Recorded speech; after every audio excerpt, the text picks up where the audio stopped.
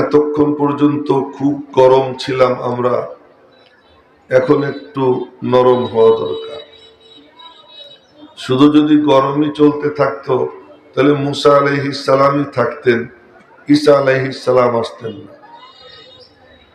মুসা আলাইহিস সালাম খুব গরম ছিলেন, এত গরম যে ওনার গরমের তাপ আসমানেও চলে গেছে। ওনার গরমের তাপ এখনো জমির নিচে চলমান। ওনার গরম এতটাই যে ফেরেশতা আসছে, মালাকুল মউত আইসে বলছে যে হুজুর আপনার দরবারে আসছি। কেন আসছিস? আপনারে নিয়ে যাওয়ার জন্য। উনি বলছেন আমি যাব না। আমি যাব না করে যে হাত ঝাড়া দিছে, এই হাত চোখে লাগছে তো চোখ কানা হয়ে গেছে। আর আল্লাহ পাকের কাছে গিয়া বলে যে আল্লাহ, এই যে দেখো আমার অবস্থা। তা আমার মনে হয় যে আল্লাহ তাআলা তখন হয়তো বলছেন, আরে মুসা তোর রাগ তো আমার আসমানেও চলে আসছে। তো আল্লাহ তাআলা চোখ ভালো করে দিয়ে বললেন, তুমি যাও মুসাকে বলো দা ইয়াদাকা আলা মাতানি সাওর, তুমি তোমার হাত একটা গাভীর পিঠে রাখো। তোমার হাতের নিচে যতটা পশম আসবে অত বছর হায়াত তোমাকে দেওয়া হবে। সুবহানাল্লাহ, কই তো গবেষণা করতে হয় এই ব্যাপারে, জজবা আসুক সমস্যা নেই। তোমার হাতের নিচে যতটা পশম অত বছর হায়াত দেওয়া হবে। তো ফেরেশতা এসে বলছে যে হাত গাভীর পিঠে রাখেন। তারপরে কি হবে? তারপরে মউত। এখন মুসা আলাইহিস সালামের আল্লাহ পাকের প্রেম এমন উঠলে উঠছে, না অত দেরি করার দরকার নাই। আল মাউতু জিসরুন ইউসিলুল হাবিবা ইলাল হাবিব। মউত তো একটা পুল যেটা বন্ধুরে বন্ধুর সঙ্গে মিলিয়ে দেয়। তো তোমার সাথে মিলার সুযোগ যখন এখন পাইছি, আমার দেরি করার দরকার নাই, আমারে এখনই নিয়ে চলো। তো মুসা আলাইহিস সালাম খুব গরম ছিলেন। একজন একটু উল্টা পাল্টা করছে, বুঝতে পারছেন যে এটা বড় বান্দর। তো জমিন রে হুকুম দিচ্ছেন, এ জমিন ওরে ডাবা। জমিন ডাবাইতেছে। নবীজি বলেন কিয়ামত পর্যন্ত ওই জমিনের মধ্যে ডাবতেই থাকে। তো জমিনের নিচেও ওনার তাপ, ওনার গরম, আসমানের উপরেও ওনার গরম। এরপরে আল্লাহ পাক পাঠাইছেন ঈসা আলাইহিস সালাম। এত নরম যে চোররে দেখছেন চুরি করতেছে, তো বললেন সারাক্তা, তুই চুরি করছিস? তো চোর বলে কাল্লা ওয়াল্লাহি, আল্লাহর কসম না। ঈসা আলাইহিস মুসা আলাইহিস সালাম বলে তো দিত এক বাড়ি, আর ওই বাড়িতে, যে বাড়িতে পাথর ভাঙ্গে ওই বাড়িতে ওর মাথা কি আর আস্ত থাকতো? ঈসা আলাইহিস সালাম বললেন আমানতু বিল্লাহ, আল্লাহর উপরে ঈমান আনলাম। ওয়াকাযাবতু নাফসি, আমার চোখে ভুল দেখছি। এই নরম মুসা আলাইহিস সালাম আর ঈসা আলাইহিস সালাম।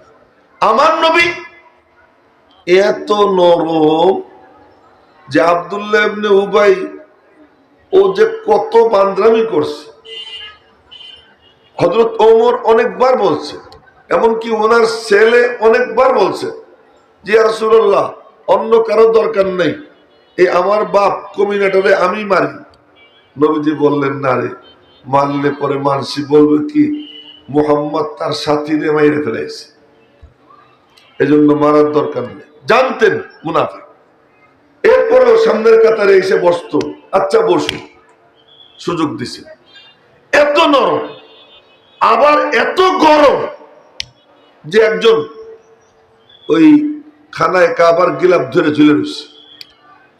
মক্কা বিজয়ের পরে সব একটু মনোযোগ দিয়ে, মক্কা বিজয়ের পরে কেন কথাগুলো বলতেছি পরে বল। মক্কা বিজয়ের পরে আব্দুল্লাহ ইবনে খতল মুতাআল্লিকুন বিআস্তারিল কাবা, কাবার গিলাফ ধরে ঝুলা। এসে বলছে ইয়া রাসূলুল্লাহ, আব্দুল্লাহ ইবনে খতল এখানে কাবার গিলাফ ধরে ঝুলে রয়েছে। আব্দুল্লাহ ইবনে খতলের গুণ কি? ওই কুত্তা কমিনা নবীজির শানে গুস্তাখি করত, কবিতা আবৃত্তি করত, মানুষের মধ্যে ব্যঙ্গ বিদ্রুপ করত, আর এত নবীজিরে কষ্ট দিছে যে ওই সময় যান বাঁচানোর জন্য খানায় কাবার গিলাফ ধরে ঝুলে রয়েছে। আল্লাহ পাক রব্বুল আলামিনের পক্ষ থেকে মেসেজ আছে, দোস্ত এই মুহূর্তে হরম আর হরম নেই, তুমি যতক্ষণ পর্যন্ত দরকার হরমে তুমি হত্যাযজ্ঞ চালাইতে পারো, রক্ত বহাইতে পারো, আমি আল্লাহ তোমাকে অনুমতি দিয়ে দিলাম। নবীজি বললেন উকতুলহু হুনাকা, ওই খানায় কাবার গিলাফ ধরে ঝুলে আছে ওই কুত্তারে ওখানেই মার। ঠিক কইতে হয়নি, একটু সুবহানাল্লাহ কইতে হবে, জোরে কোন সুবহানাল্লাহ। একদিকে নবীজি এতটা নরম, অপরদিকে এতটা গরম। আমাদেরও আলেমদের শান হবে নরমও হবে গরমও হবে, দিনদারদের শান হবে নরমও হবে গরমও হবে। নরম গরম দুয়ের সমন্বয়ে আমার নবীজি। আমি আহিয়া মাহমুদ, আমার উচিত কখনো গরম হওয়া কখনো নরম হওয়া। এজন্য আমি হয়তো 1-2 মিনিট মাঝে মাঝে গরম হব, কিন্তু সাধারণত নরমই থাকবো। জন্য নবীজির বৈশিষ্ট্য ছিল কানা হাইয়িনান লাইয়িনান কারিবান সাহলান। নবীজি সহজ ছিলেন, নরম ছিলেন, খুব কাছের লোক ছিলেন, তার কাছে যাইতে কোনো টিকিট কাটা লাগতো না। সুবহানাল্লাহর মধ্যে গবেষণা লাগে, বলেন জোরে সোরে সুবহানাল্লাহ। তো আজকে আমি আপনাদের সামনে যে টাইমে বয়ান করতে বসছি, জুমার বয়ান, এমন সময় আর কখনো এখানে বয়ান করার সুযোগ আমার হয় নাই, আজকে হইল। তো আপনাদের সামনে জুমার আয়াত তেলাওয়াত করছি। জুমার দিন কথা বলতে সুবিধা হলো এই জন্য, এখন সবাই নিজেরা মুসল্লি মনে করবে যে মুসল্লি হিসেবে আসছে। জুমা এটা কি জিনিস? জুমাটা কি জিনিস? জুমা কবে শুরু হইল এবং জুমার ফজিলত কি, আগে এটা জানি নেই। জুমুয়া শব্দের অর্থ হলো একত্রিত হওয়া, মিলন মেলা, মিলা। এটা পৃথিবীর সৃষ্টির সূচনা হয় রবিবারে। তো রবি, সোম, মঙ্গল, বুধ, বৃহস্পতি, শুক্রবারে এসে কমপ্লিট হয়েছে। তো কমপ্লিট হয়েছে এই জন্য এই দিবসের নাম হয়ে গেছে, আল্লাহ পাকের সব মখলুক এই দিনে জমা হয়েছে, এই জন্য এই দিনের নাম ইয়াউমুল জুমুয়া। এই দিনের নাম জুমুয়া কেন? এই দিনে আব্বাজান আদমের সৃষ্টি কমপ্লিট হয়েছে, এই জন্য এই দিনের নাম জুমুয়া। আল্লাহ পাক চাইছেন যে এই দিনটা কেউ ইবাদতের জন্য নেই। তো ইহুদিরা কয় কি, না, যেদিন শেষ হয়েছে ওই দিন দিব না, পরের দিন দিব, ওরা নিছে শনিবার। খ্রিস্টানরা বলে যেদিন শুরু হয়েছে আমরা ওই দিন দিব, ওরা নিল রবিবার। আর এই উম্মত আল্লাহ পাক তাদেরকে তৌফিক দিয়েছেন, আল্লাহ যেটা চান যে এই দিবসে সবাই একটু একত্রিত হোক, ওই দিবসকে বাইছে নিছে এই উম্মত, এই উম্মতের সৌভাগ্য। এজন্য বলি আলহামদুলিল্লাহ। সর্বপ্রথম জুমার নামাজ আদায় হয় 40 জন মিলা জামাতের সাথে। কিছু তথ্য আমরা মনে রাখবো। এবং যখনই জুমার আজান হইতো আল্লাহু আকবার, আল্লাহু আকবার, হযরত কাব ইবনে মালিক রাদিয়াল্লাহু তাআলা আনহু উনি বলতেন রাহিমাল্লাহু আসআদ ইবনে জুরারা। মনে রাখবেন, রাহিমাল্লাহু আসআদ ইবনে জুরারা, আল্লাহ তাআলা আসআদ ইবনে জুরারার উপরে রহম করুন। এখন সবাই দে আজানের জবাব, উনার ছেলে আব্দুল্লাহ ইবনে কাব বলে, আব্বু মেলা দিন থেকে শুনতেছি জুমার আজান হইলে আপনি আসাদ ইবনে জুরারার জন্য দোয়া করেন, ঘটনা কি? আসাদ ইবনে জুরারার জন্য কেন দোয়া করেন? খারে বেটা, এই জুমার নামাজটা শুরু করছে আসাদ ইবনে জুরারা। সর্বপ্রথম জুমার নামাজের ইমামতি করেন, 2 রাকাত নামাজ আদায় করে এবং ওই দিন জিক্র আজকার করেন। এই সর্বপ্রথম যে সাহাবী, তার নাম আসাদ ইবনে জুরারা। বলেন নাম কি? এই চিরুনি পকেটে রাখতে হবে। আমার দিকে তাকান, জুমার দিনের আদব এটা, চোখ একটু এদিক ওদিক যাবে না। নবীজি বলছেন জুমার দিবসে যে সকালবেলা আগে আগে প্রত্যুষে প্রস্তুতি নিয়ে জুমার জন্য রওনা হয়, তো প্রতি কদমে কদমে আল্লাহ তাআলা তার আমল নামায় 1 বছরের নফল নামাজ, নফল ইবাদতের সওয়াব দান করে দেয়। তা আসতে কয় কদম লাগছে এক একজনের একটু ভাববো, চিন্তা করবো, এবং ওই রকম মন মানসিকতা রাইখা এরপরে বলে যাও, আগে আগে যাও, খতিবের কাছাকাছি বসো, আর চোখটা ঘুরেইও না, তখন তসবিও পড়ো না, তখন তসবি পড়াও বেয়াদবি। অনেকে আছে সামনে বসে বসে তসবি টিপে, এই তসবি টিপাও বেয়াদবি। অন্য কোনো জিক্র আজকারও তোমার তখন দরকার নেই, মনে মনে আল্লাহ আল্লাহ করো, কিন্তু তখন চোখটা খতিবের দিকে রাইখা মনোযোগ দিয়া বয়ান শোনো। এই নবীজির এই হুকুম, এই আদবের দাম কত যে নবীজি বলছেন বয়ান করতে করতে যে যেখানে আসো বসো, বাস এতটুকু। বয়ান শেষ করে বের হয়েছেন, দেখেন দরজার থেকে 5-7 হাত বাইরে হযরত আব্বাস বসা। হযরত আব্বাস নবীজির আপন চাচা, উনি বসা। যে বললেন আম্মি আম্মি, চাচ্চু চাচ্চু, কি বাইরে বসা কেন? ভাতিজা, ভাতিজা তো আর বলে না ইয়া রাসূলুল্লাহ, ইয়া রাসূলুল্লাহ, মসজিদে ঢুকবো এমন সময় আওয়াজ কানে আসলো, আলা মাকানিকুম, যার যার জায়গায় বসো। যখন আপনার আওয়াজ আমার কানে আসছে তখন আমি এখানে ছিলাম আর ঠিক সেখানেই বসে গেছি। এর নাম হলো কি? আদব। তো আমরা ওই আদবের রিয়ায়াত করে শুক্রবারে, আজকের জন্য না, আমি বলতেছি সারা জিন্দেগির জন্য এই আদবটা রক্ষা করব। তো এদিকে তাকাই থাকেন। তো বলতেছিলাম এই জুমার নামাজ, সেই জুমার নামাজের জন্য আপনারা আসছেন, আজকে বয়ান হবে, এটা বোনাস, কিন্তু আসছেন জুমার নামাজের জন্য। জুমার ফজিলত কি? আল জুমুআতু ইলাল জুমুআ কাফারাতুন লিমা বাইনাহা। এক জুমার থেকে আরেক জুমা, এর মাঝে যা কিছু হয়ে যায় এর জন্য আল্লাহ তাআলা কাফারা বানাই দেয়। তো এই জন্য একটু ইস্তেগফার করতে হবে, তওবা ইস্তেগফার করতে হবে না? তো তওবা ইস্তেগফারের সাথে আমরা কিছু কথা শুনবো। তো বলছিলাম যে বয়ান শুরু করবো 12:15টায়, ভাবছিলাম, মনে মনে নিয়ত করছিলাম। তা মওলানা রিয়াজকে আল্লাহ তাআলা তার এই প্রতিষ্ঠান এবং আমাদের সভাপতি সাহেব কোথায় গেল? আছে। তো ওনাদের এই প্রতিষ্ঠানকে আল্লাহ এমন কবুল করছেন, মার্কাজিয়াতে শান দান করছেন। আল্লাহ জানে আগামীতে আমাদের টিকিট কাটতে হবে যে আমারে 10 মিনিট সময় দেন, আমারে 15 মিনিট সময় দেন। এমন দিন কবে হবে সেই দিনের অপেক্ষায় আছি না? আল্লাহ তাআলা চাইলে কি না করতে পারে। এই বদ্ধ গ্রামে আল্লাহ তাআলা এমন মিলন মেলা মিলিয়ে দিয়েছেন।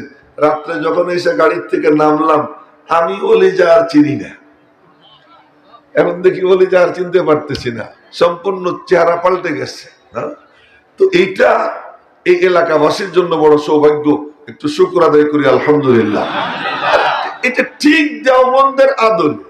এখনো পর্যন্ত দেওবন্দে যাওয়ার ওই লোকেশন, সুযোগ সুবিধা, পথঘাট অতটা ভালো না, কিন্তু আল্লাহ পাক চাইছেন ওইখানেই আল্লাহ তাআলা এই নূর জ্বালাই দিয়েছেন। তো যেখানে আল্লাহ পছন্দ করেন, দাদে হকরা কাবিলিয়ত শর্ত নিস, দাদে হকরা কাবিলিয়ত শর্ত নিস, বলকে শর্তে কাবিলিয়ত দাদে উস। আল্লাহ পাকের দেওয়ার জন্য কোনো যোগ্যতা শর্ত না, যোগ্যতার মাপকাঠি হলো আল্লাহর কাকে চয়েস হয়, আল্লাহ কারে পছন্দ করে, যারে পছন্দ করে সেই যোগ্য হয়ে যায়। হোক সে কালা, এজন্য নাম রাখছি কালামানিক। দেখে তো কালামানিক আল্লাহ তারা পছন্দ করছে, এই পছন্দটাই হলো কি? যোগ্যতা। যে আল্লাহ যারে চয়েস করে সে যোগ্য হয়ে যায়। ডিগ্রি দিয়ে কেউ যোগ্য হয় না, বড় আলেম হয়ে কেউ যোগ্য হয় না। আমার নাম সাইকুল হাদিস সাহেব, মাশাআল্লাহ, যে বিজ্ঞাপন দিচ্ছেন, এখন আমার ওয়াজ না করলেও সারে, ওয়াজ না করলেও সারে। আজকে আমি আপনাদের সামনে আয়াতে কারিমা তিলাওয়াত করছি, অত লম্বা বয়ান তো করা যাবে না। কানে কানে আমারে বলে দিছে যে 1:30টায় জামাত হয়। 1:30টায় যদি জামাত হয়, আমি তো ওয়াজ স্টার্ট দিই না। ওয়াজ স্টার্ট দিতে তো 10-15 মিনিট সময় লাগে, কিন্তু আমি স্টার্ট দেওয়া ছাড়াই ওয়াজ শুরু করি। তারপরেও কথা কেমনে কেমনে যেন আইসে যায়, এরপরে শুরু করলে শেষ করতে সময় লেগে যায়।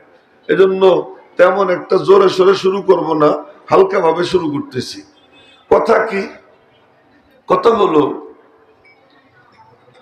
বিবাহ আছে আপনার দ্বারা একটু বিবাহ পড়াবেন আগ্রহ করে পড়তে পারছে আর কি। আচ্ছা আচ্ছা, বিবাহ পড়াইতে হইলে আমার হাদিয়া হতে হবে, তার কারণ এখানে হাদিয়া চাইয়ে নেওয়া জায়েজ আছে। মৃত্যু ব্যক্তির জন্য কোরআন খতম করে দোয়া করে কিছু নেওয়া না জায়েজ। এই তুমি আঙ্গুল চুলকেও না, এটা আমি চোখে দেখি। আচ্ছা যাই হোক, তো বলতেছিলাম মৃত্যু ব্যক্তির জন্য ইসালে সব করে কিছু খাওয়া দেওয়া এটা না জায়েজ। কিন্তু এই বিয়ে পড়াবো আমারে দিতে হবে 10,000 টাকা, যদি আমি বলি 10,000 তো কমই কইলাম, বেশি কইতে পারতাম। এ যদি বলি এ বলার এখতিয়ার আছে, অধিকার আছে। কেউ তার দোকান উদ্বোধন করবে, দাওয়াত দিল যে দোকানটা গিয়ে উদ্বোধন করে দিলাম যে আমার 50,000 টাকা দেওয়া লাগবে, এই কন্ট্যাক্ট করে যদি আমি যাই, এটা জায়েজ আছে। ব্যবসায়ীরা মনে রাখেন, আলেম ওলামাদের ইনকামের সোর্স আল্লাহ রেখে দিছে, সোর্স রেখে দিছে। হাদিয়া দেওয়ার রাস্তা খোলা আছে, দিবেন হাদিয়া, নিব, এটা কি আছে। কিন্তু মৃত্যু ব্যক্তির জন্য দোয়া করাইয়া দেওয়া নেওয়া না জায়েজ, একটা মাসআলা আসলো তাই বলে ফেললাম। যাই হোক, কি কথা বলতেছিলাম, যে আমি আপনাদের সামনে শুরু করব খুব হালকা ভাবে, যাতে শেষ করতে কষ্ট না হয়। কি দিয়ে বয়ান শুরু করি? আমরা এখানে আসছি, এখানে না শুধু তবলিগে যাই, মসজিদে আসি, মাদ্রাসা বানাই, মাদ্রাসায় পড়ি, পড়াই, যা কিছু করি, এই সব কিছুর একমাত্র মাকসাদ, একমাত্র উদ্দেশ্য আল্লাহ পাকের সঙ্গে সম্পর্ক জোড়াও। এর মধ্যে সবচেয়ে উত্তম মাধ্যম, উত্তম তরিকা, সবচেয়ে স্থায়ী তরিকা, সবচেয়ে নির্ভরযোগ্য প্রতিষ্ঠান, আল্লাহর কসম, নবীজির মিম্বরে বসে বলতেছি, আল্লাহর কসম, এর মধ্যে সবচেয়ে উত্তম, সবচেয়ে নির্ভরযোগ্য এবং সবচেয়ে স্থায়ী মাধ্যম এটা হলো মাদ্রাসা। আপনারা তো ঠিক বলতে পারেন না, আপনারা শুনবেন যে কেন বললাম এটা কেন বললাম। কোন পীর সাহেবের কাছে জিজ্ঞেস করবো, পীর সাহেব হুজুর কি করবো, এই করো, কেন করব জিজ্ঞেস করা যায় না। তবলিগ ওয়ালারা জিজ্ঞেস করি কি করব, এই করো, কেন করব জিজ্ঞেস করা যায় না, চিল্লে দাও বুঝে আসবে। খানকার পীর বলে যে আমার এখানে কয়দিন থাকো তাহলে বুঝবা। কিন্তু একমাত্র প্রতিষ্ঠান যেখানে ছাত্র উস্তাদদের প্রশ্ন বানে জর্জরিত করে, হুজুর এই কথা বলতেছেন, তার দলিল কি? আমাদের দলিল দিয়ে দিয়ে কথা বলা লাগে। আমরা ছাত্রদেরকে বলি তোরা তো পরীক্ষা দিস বছরে 3 বার, আর আমরা পরীক্ষা দেই প্রতি ঘন্টায়, প্রতি ক্লাসে। ওই ছাত্ররা আমাদের পরীক্ষা নেয়, ওরা কিতাব দেখা এরপরে এসে বসে, আর আমরা ওদেরকে পড়াই।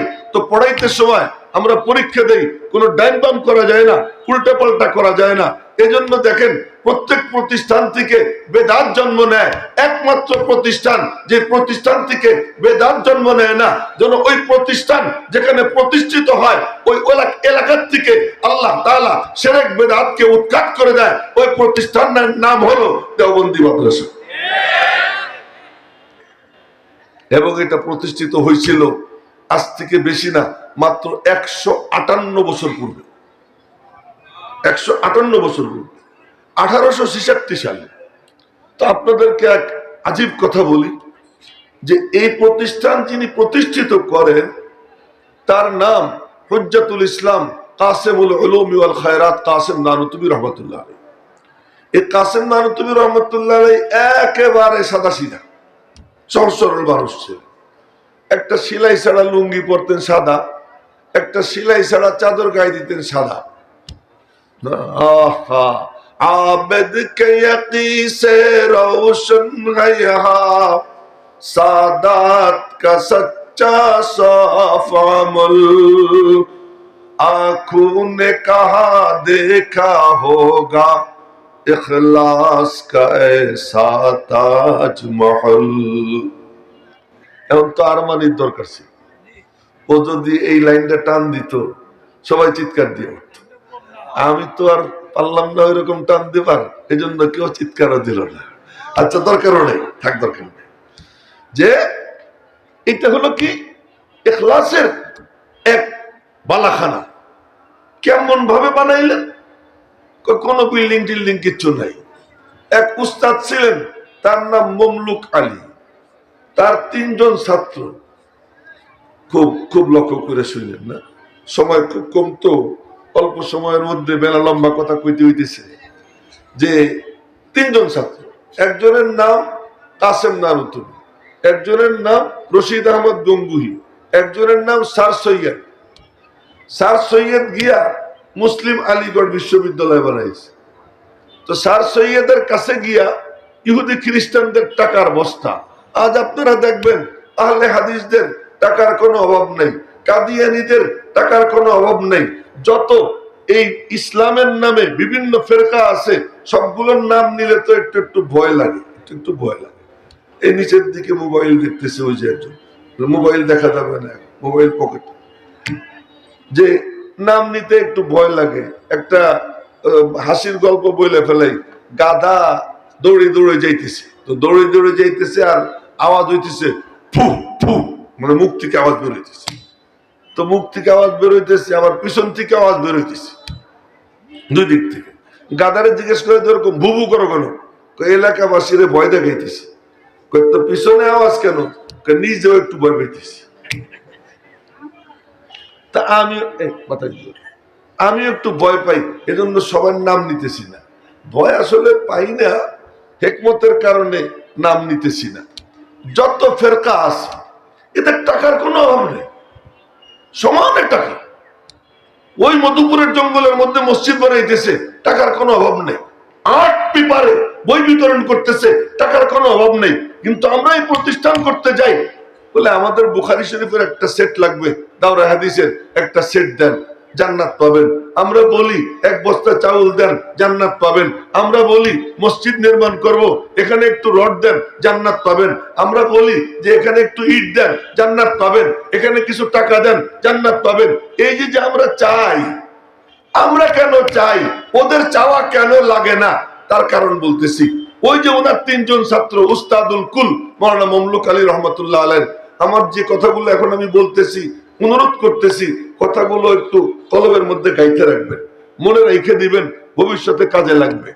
ওই স্যার সৈয়দ যখন মুসলিম আলীগড় বানাইছে, টাকার বস্তা নিয়ে খ্রিস্টানরা এসে উপস্থিত হয়ে গেছে।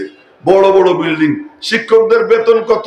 বর্তমান যুগ হিসেবে এক একজনের বেতন কয়েক লক্ষ টাকা করে। আর ওই সময় কাসেম নানুতুবি দেওবন্দে গেছেন, তো দেওবন্দে গিয়া উনি একটা মানে মাদ্রাসা শুরু করছেন। মাদ্রাসা কি? আসমান সাত জমিন বিছানা। যেরকম না, আল্লাহু আকবার। আসমান সাত জমিন বিছানা। উস্তাদ একজন মোল্লা মাহমুদ, ছাত্র একজন মাহমুদ। বয়ান করতেছি, আমার নামও মাহমুদ, বলেন না আল্লাহু আকবার। উস্তাদ একজন, তার নাম মোল্লা মাহমুদ, ছাত্র একজন, তার নাম মাহমুদ হাসান। বয়ান করতেছি এখন আমি, আমার নামও মাহমুদ। ওনাদের সঙ্গে মিলে গেছে, আল্লাহ যেন হাসরের ময়দানে ওনাদের সঙ্গে মিলিয়ে দেন, একসাথে আমাদের সবাইকে মিলে দেন, সবাই বলি আমিন। তো এই যে মাদ্রাসা শুরু করছেন, এখন অবস্থা কি? ওনার বেতন ঠিক করছে 6 টাকা, কাসেম নানুতুবির বেতন 6 টাকা। স্যার সৈয়দ চিঠি লেখছে, কি চিঠি? যে দোস্ত, ও আচ্ছা, এখন মানুষের নড়তে কওয়াটা মুশকিল, যেভাবে যে আছে থাক। যারা আছেন একটু কায়দা করে ঘুরে আসে, সব মানুষের না নাড়াইয়ে আপনারা একটু কষ্ট করেন। তো বলতেছিলাম, এবার কাসেম নানুতুবির কাছে চিঠি লেখছে স্যার সৈয়দ, বন্ধু তো, একই ক্লাসের ছাত্র, এক উস্তাদের ছাত্র, যে কাসেম, শুনলাম দোস্ত তোমার বেতন 6 টাকা, আমার এখানে আসো, তোমার বেতন দিব 300 টাকা, ইন্ডিয়ান টাকা 300 টাকা। তো উনি চিঠির উত্তরে লিখলেন, দোস্ত আমি 6 টাকা পাই, 2.5 টাকা দিয়ে আমার মাসের খরচ চলে যায়, আর বাকি 3.5 টাকা পুরা মাস ঘুরে ঘুরে আমি মানুষকে দান করি। এই 300 টাকা এত কষ্ট করে কোথায় কোথায় নিয়ে ঘুরবো, আমার পক্ষে সম্ভব না, আমার পক্ষে সম্ভব না, আমি এখানেই থাকি। কিন্তু ছাত্র তো একজন, কিন্তু একজনের এত ঘৃণা, উস্তাদ তো একজন, তার এত ঘৃণা যে জ্ঞান চতুর্দিকে ছড়াইতেছে, ছাত্র আসতেছে, मैं अकेला चल रहा था जानबे मंजिल मगर, मैं अकेला चल रहा था जानबे मंजिल मगर, राह रो मिलता रहा काफिला बनता चला। চলছিলাম একা একা, সাথে কেউ ছিল না। একটু সামনে যাই একজন মিলে, আর একটু সামনে যাই দুইজন মিলে, আর একটু সামনে যাই পাঁচজন মিলে। এখন দেখি বিশাল মিছিল, এখন বিশাল মিছিল হয়ে গেছে, পুরো চত্বর ভরে গেছে। এখন মনে মনে বলেন, বৃষ্টি হইলে ওরা ভিজবে, রোদ হইলে আগুন জ্বলবে, কি করা যায়? বলে একটা বিল্ডিং করার দরকার। বিল্ডিং কেমনে করব? ইহুদি খ্রিস্টান তো আসে না, ইহুদি খ্রিস্টান তো আসে না, টাকা নিয়ে কেউ আসে না, ইহুদি খ্রিস্টানদের গোলাম যারা ওরাও আসে না। যাব কোথায়? যাওয়ার জায়গা তো আছে একটা, কোথায়? গভীর রাত্রে মালিকের কদমে সিজদায় পড়া, মালিক তুমি ব্যবস্থা করে দাও। খানায় কাবার সামনে গিয়ে দুই হাত পাইতে বলে, मेरे सर हो तेरे दर हो, मेरे दिल हो तेरे घर हो, मेरे सर हो तेरे दर हो, मेरे दिल हो तेरे घर हो, तमन्ना मुख्तसर सी है मगर तमहीद तुलानी। ও মালিক, তোমার দরবারে আসছি, ব্যবস্থা করে দাও। রাতের বেলায় ভিক্ষা চায়, দিনের বেলায় মানুষের কাছে হাত পাতে। এজন্য আলেমদের বৈশিষ্ট্য মনে রাখবেন, রুহবানুল লাইল ফুরসানুন নাহার। রাতের বেলার রাহেব মালিকের কদমে গিড়গিড়াইয়া কান্দে, দিনের বেলায় মানুষের কাছে যাবে, হাত পাতবে। রিয়াজুল করিম অমুক অফিসে যায়, তমুক ফ্যাক্টরিতে যায়, তমুকের বাড়িতে যায়, অমুকের দোকানে যায়, কিছু দেন। এটা আমাদের বুজুর্গদের সুন্নত। হযরত কাসেম নানুতুবি গিয়ে হাত পাতছেন, দাও। একজন দিছে 3 টাকা, আর একজনের কাছে হাত পাচ্ছেন, তিনি দিছেন 6 টাকা, আর একজনের কাছে হাত পাচ্ছেন, উনি দিছেন 12 টাকা। এই করে করে হয়েছে 300 টাকা। ওই 300 টাকা নিয়ে মিটিং করছেন, আগামীকাল ভবন নির্মাণ করবেন। ভবন নির্মাণের জন্য ভিত্তি রাখবেন, ইট গাড়বেন। হায় রে তামাশা, হায় রে তামাশা। এইবার কি হয়? খুব কষ্ট হয় পাগড়ি বাঁধতে আমার। তো এবার তামাশা কি হয়? এবার তামাশা হয়, সকালবেলা ভিত্তি রাখবেন, ফজরের নামাজ পড়তে গেছেন, মুহতামিম সাহেবের নাম শাহ রফিউদ্দিন রহমতুল্লাহি আলাইহি। শাহ রফিউদ্দিন রহমতুল্লাহ আলাইহি বলতেছেন, ও হুজুর, হুজুর কি বিল্ডিং এর নকশা আঁকা হয়ে গেছে? নকশা আঁকা হয়েছে মানে? চলেন গিয়ে দেখি। এবার গিয়ে দেখে লাঠির দাগ পড়ে রয়েছে। বলে লাঠির দাগ কিসের দাগ? আজ রাত্রে নবীজি আসছেন। রব্বুল আলামিন বলেন, স্যার সৈয়দের কাছে ইহুদি খ্রিস্টানরা টাকার বস্তা নিয়ে যায়, আমার নবীর মিশন, তার দাঁত ভাঙ্গা দিনের মিশন, তার কপালের সাইড দিয়ে লোহার রিং ঢুকা মিশন। ওই মিশন জিন্দার জন্য যারা নাইমা যায়, ওদের কাছে টাকা পয়সা পাঠাই না, আমি আমার দো জাহাদের বাদশাহ মুহাম্মদুর রাসূলুল্লাহকে পাঠাইয়া দিই। এবার গিয়ে দিয়ে লাঠির দাগ, লাঠির দাগ। কিসের লাঠির দাগ? আজ রাত্রে নবীজি আসছেন, তিনি নকশা এঁকে দিয়ে গেছেন। এজন্য তারানায়ে দারুল উলুমের একটা লাইন আছে, খুদ সাকিয়ে কাউসার নে রাখি मैं खाने की बुनियाद यहाँ, तारीख मुरत्तब करती है दीवानों की रौदादिहां। নবীজি নকশা এঁকে দিয়ে গেছেন। এখন আপনারা বলেন, নবীজি যেই বিল্ডিং এর নকশা আঁকেন, যেই মাদ্রাসার নকশা আঁকেন, তাদের কি আর কোনো ভালো বিল্ডিং এর দরকার আছে নাকি? বলেন বলেন, দরকার আছে নাকি?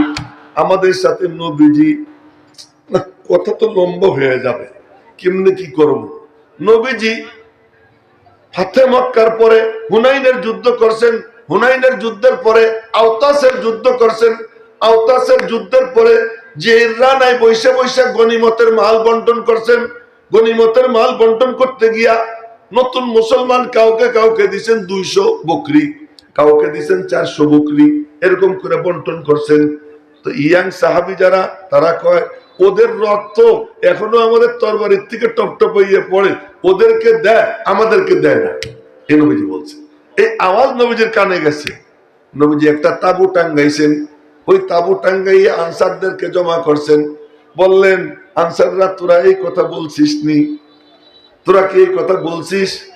আনসারদের মুরব্বীরা কই ইয়া রাসূলুল্লাহ আমরা বলিনি, ওই ইয়াং যারা অবুঝ ওরা বলছে। নবীজি বললেন এই শোন শোন শোন একটা কথা বলি। কি? তোরা কি এটা পছন্দ করিস না? ওরা যাবে উট বকরি নিয়া, তোরা যাবি আমারে নিয়া। ওরা যাবে উট বকরি নিয়া, তোরা যাবি আমারে নিয়া। সাহাবীরা কয় কদরাতিনা ইয়া রাসূলুল্লাহ, হে আল্লাহর রাসূল আমরা খুশি হয়ে গেলাম, আমরা আপনারে নিয়ে যাব। কওমি মাদ্রাসার সম্পদ কি সম্পদ? সম্পদ এইটাই, সবাই টাকা পয়সা নিয়ে যাবে, গদিতে বসবে, লাফালাফি করবে, ফালাফালি করবে, মার্সিডিজে ঘুরবে, বড় বড় পজিশনে যাবে। আর কওমি মাদ্রাসা তারা কয় আমরা নবীজিরে নিয়ে থাকবো। বলে কি ক্বালা রাসূলুল্লাহ সাল্লাল্লাহু আলাইহি ওয়াসাল্লাম, এ যখন বলে রওজা পাক থেকে নূরের তাজাল্লি এসে ওখানে পড়ে। জোরে বলেন না আল্লাহু আকবার। নূরের তাজাল্লি ওখানে এসে পড়ে। এইজন্য এই কওমি মাদ্রাসা ওখানে হয়। আল্লাহ আল্লাহ কেমনে?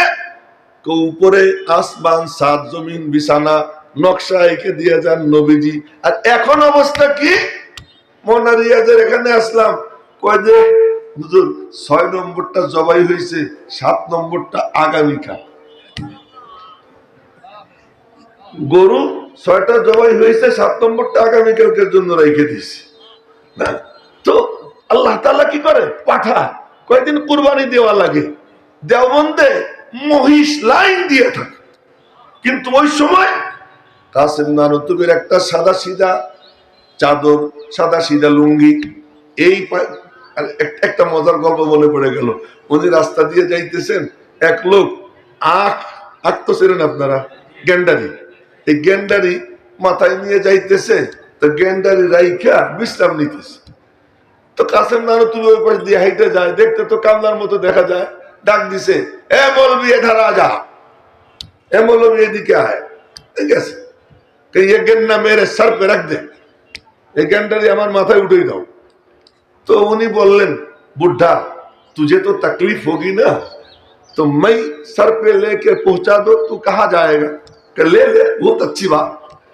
कहते আপনার তো নিতে কষ্ট হবে, আমি মাথায় করে আপনারে পৌঁছে দিই। কত তো অনেক ভালো।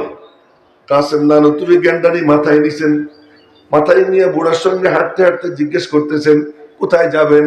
দেওবন্দ যাব। কি জন্য? বড়্ডা মৌলবি কো হাদিয়া দোঙ্গা, বড় মৌলবীরে হাদিয়া দিব। বড় মৌলবী কে? সবাই জানে কাসেম नानुतुबी बड़ा मौलवी। कब बड़ा मौलवी को हदिया दोगा और वो इसके रस से खीर पका के खाएगा। এই গ্যান্ডারির রস দিয়ে সে ক্ষীর পাকাইয়ে খাবে। ওই বড় মৌলবীরে দেওয়ার জন্য যাইতেছি। মেরে মোহতারাম ভাইও, ওই গল্প করতে করতে একেবারে দেওবন্দের কাছে গিয়ে উনি বললেন, ले तेरे गन्ना ले ले, बड़ा मौलवी को जाके दे दे, নে তোর গ্যান্ডারি নিয়ে নে, বড় মৌলবীরে যেয়ে দে। ও গ্যান্ডারি মাথায় নিয়ে বুড়া মাদ্রাসার ভিতরে ঢুকে জিজ্ঞেস করে, बड़ा मौलवी कहाँ है? तो মসজিদের ছাত্তা কে কামরা है, হুজরা है, उसमें है। ছাত্তা মসজিদের হুজরার মধ্যে আছে। গিয়ে ছাত্তা মসজিদের হুজরায় গিয়ে দেখে তার গ্যান্ডারি যে মাথায় করে আইনে দিছে, এই সেই। আচ্ছা, এখন বলতেছে কি, আচ্ছা তু কাসেম বনা बैठा है ना, तू बड़ा मौलवी बना बैठा है, मैं गन्ना तुझे नहीं दूंगा, मैं तो बड़ा मौलवी को दूंगा। আমি তো তোমারে দিব না, আমি তো বড় মৌলবী কাসেম রে দিব। আচ্ছা ভাই তু কাসেম কো যাকে দে দে। বাইরে গিয়ে জিজ্ঞেস করছে যে বড়্ডা মৌলবী কাহা है? ওহি তো है। এখন গিয়ে কয় মুঝে মাফ কর দো, मैंने तुझे पहचाना नहीं, আমারে মাফ করে দেন, আমি আপনারে চিনতে পারি নাই। এ হলো কাসেম নানুতুবি। কাসেম নানুতুবি কে? এই জন্য ওই লাইনটা পড়ছিলাম, आबिद के यकी से रोशन गया, सादात का सच्चा साफ अमल, आँखों ने कहा देखा होगा, इखलास का ऐसा ताजमहल। ইখলাসের এমন তাজমহল কোথায় দেখবেন, কোথায় পাবেন? আল্লাহ আল্লাহ, কেমন মানুষ, কেমন মানুষ। মানুষটার কথা না কইতে গেলে আমার বড় মজা লাগে। আপনাদের লাগে কি লাগে না আমি জানি না, কিন্তু আমার বড় মজা লাগে। আমার কাছে মনে হয় ওনার কবরে খবর পৌঁছবে, হাসরের ময়দানে ওনার সঙ্গে দেখা হবে। উনি বলবেন, আচ্ছা তুই আমার কথা এমন করে বলছিলি, আমার জন্য এতটুকুই যথেষ্ট।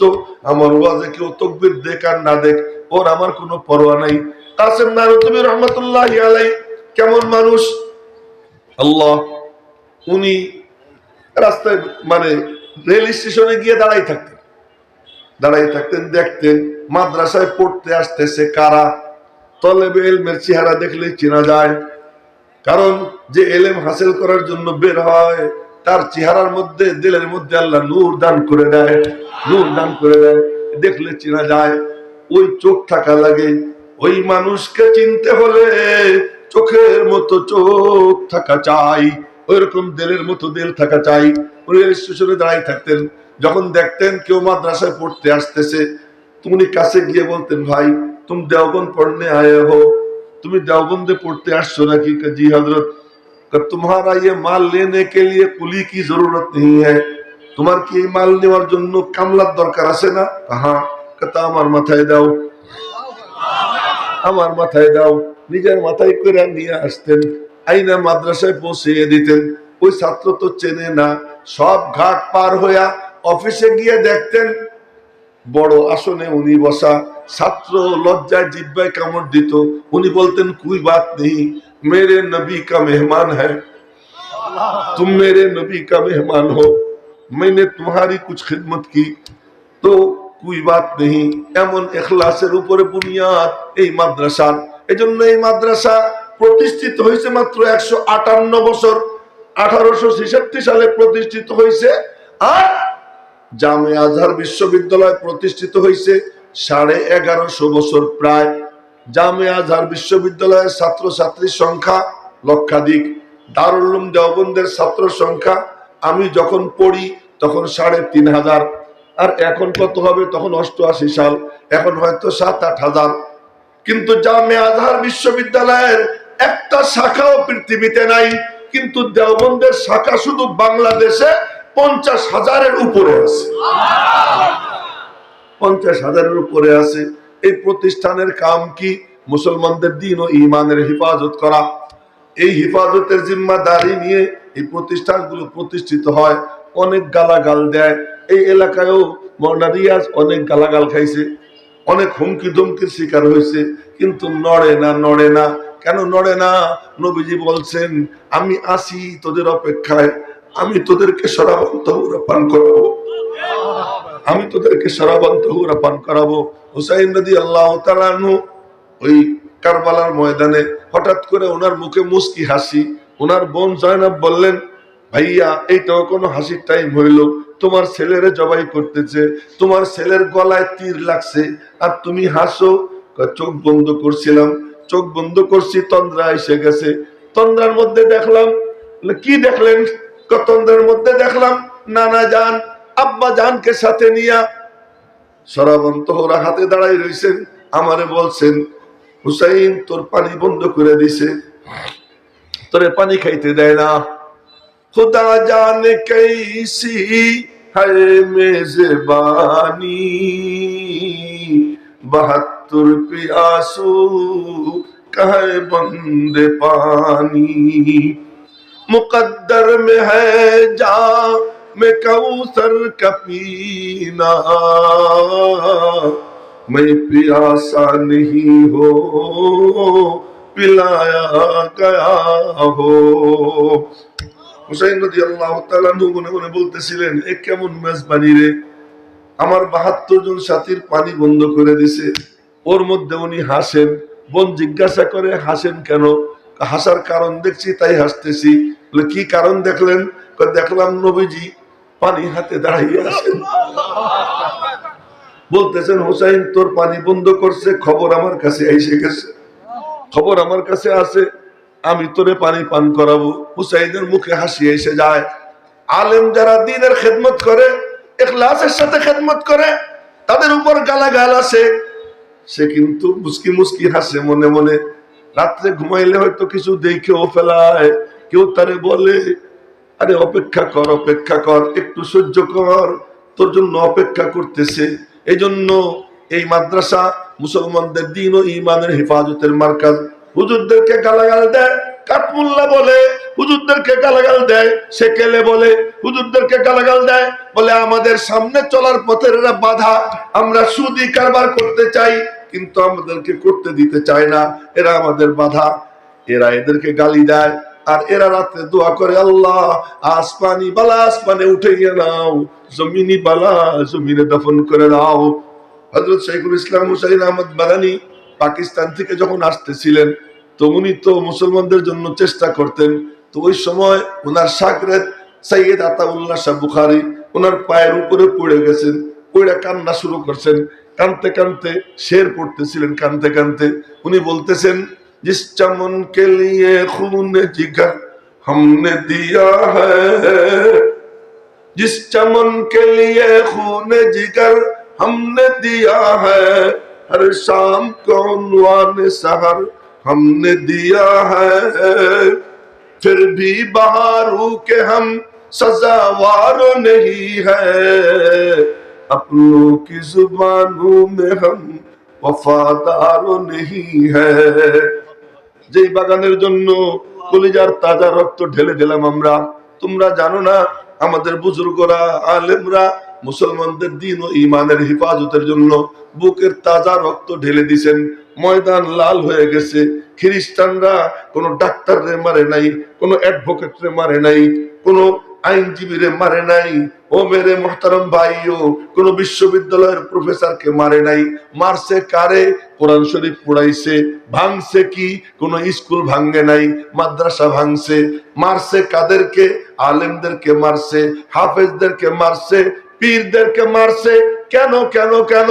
বলে এরা থাকলে এই মুসলমানদের মাথায় টুপি থাকবে, এরা থাকলে মুসলমানরা মসজিদে যাবে, এরা থাকলে মাদ্রাসায় মসজিদে গিয়ে সিজদা করবে, মসজিদ আবাদ করবে। মসজিদ যদি আবাদ হয়, ওই মসজিদ হলো পাওয়ার হাউস, ওই মসজিদ হলো মার্কাজ। ওর মধ্যে আল্লাহ পাক নূর দিয়ে ভইরা রাখেন, যে মসজিদে ঢুকে যায় আল্লাহ তার সিনা নূর দিয়ে ভইরা দেয়।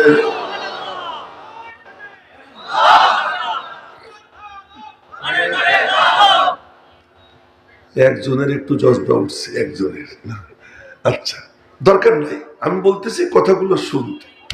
তো এই দ্বীনি মাদ্রাসা, এই দেওবন্দি মাদ্রাসার কাম কি? মুসলমানদের দিন ও ইমানের হেফাজত করা। গালি কম খাইতে হয় না, আমিও খাই। কয়েকদিন আগে এক স্ট্যাটাস দিছি, সাক্ষাৎকার দিছি, এখন দেখি আমারে হোয়াটসঅ্যাপে লিখে পাঠাইছে, সতর্ক হয়ে যান, সতর্ক হয়ে যান। কেন? আপনার কথাবার্তা আগে মনে করতাম আপনি ভালো, এখন আপনি গুমরা হয়ে গেছেন। আমার আপনি গুমরা হয়ে গেছেন কেন? মনে রাখবেন, বর্তমান জামানায় হক হক্কানিয়াতের মাপকাঠি হলো কওমি মাদ্রাসার সঙ্গে কার সম্পর্ক আছে আর কার নাই। যার সম্পর্ক আছে কওমি মাদ্রাসার সাথে, সে হকের উপরে থাকবে। কওমি মাদ্রাসা বিদ্বেষী হবে তো সে হকের থেকে ছড়ে যাবে, সে গর্তের মধ্যে পড়ে যাবে। এটাই হলো বাস্তবতা। তার জাজ্জল্য প্রমাণ হলো নাদওয়াতুল উলামার বড় আলেম, তার এক এক বয়ান শুনলে মনে হয় যেন এলেমের জাহাজ, মাওলানা সালমান নাদবী। কিন্তু দেওবন্দের থেকে সম্পর্ক ছিন্ন করে মাতবার হয়ে গেছে, কথা বলা শুরু করছে, এখন তার কথার দ্বারা মানুষ গুমরাহ হইতেছে। ঠিক ওইরকম ভাবে তবলিগ জামাত এটা হেদায়েতের মার্কাজ। আমাদের মাদ্রাসার দারুল উলুম দেওবন্দের এক ছাত্র মাওলানা শাহ মোহাম্মদ ইলিয়াস, ওনার দ্বারা চালু করা কাম। কিন্তু আজ ওনার ঔরসজাত এক সন্তান, ওনার বংশের এক সন্তান ওলামাদের সাথে সম্পর্ক ছিন্ন করছে। তো এখন কি হয়ে গেছে? সন্ত্রাসীদের গডফাদার হয়ে গেছে। কি ব্যাপার? জিনিসটা হলো যে এই কওমি মাদ্রাসা, এটা এই জন্য শুরুতে বলছিলাম, এটা স্থায়ী মার্কাজ, সবচেয়ে নির্ভরযোগ্য মার্কাজ, সবচেয়ে এইটা আস্থার মার্কাজ কওমি মাদ্রাসা। আল্লাহ এমন একটা মাদ্রাসা এখানে করে দিছে, এজন্য খুশি না বেদা? আচ্ছা, এখন মাদ্রাসার ছাত্র এখন ধরো কত? দুইটা বেলা ১,৫০০। আরে ছাত্রী বা খালি ছাত্র ৯০০ ছাত্রের জন্য এই যে মসজিদ, এর মধ্যে কি আটবেন? দেখছেন তো আপনারা, এটা বড় মসজিদ করা লাগে না? হ্যাঁ, তো সে বড় মসজিদ করা লাগলে কারা করবে? আপনারা করবেন? হাতটা দেখা ইনশাআল্লাহ। করবেন আপনারা ইনশাল্লাহ। তা আমি কোনো ভূমিকা টুমিকা ছাড়া, কোনো ভনিতা ছাড়া সোজা কথা বলতেছি। এইটাই মসজিদের সাথেই হয়তো জমি ক্রয় হচ্ছে 10,000 স্কয়ার ফিটের একটা, 10-12,000 10-12 হাজার স্কোয়ার ফিটের একটা মসজিদ করা হবে। 5% জমি ওখানে নতুন করে কেনা হবে। তো এখন আল্লাহর খাজানায় কোনো অভাব নেই। এখানে আমরা উপস্থিত যারা আছি, এরা যদি সবাই এখনই নগদ কিছু কিছু দিব, এখন নগদ কিছু কিছু দিব, আর আল্লাহ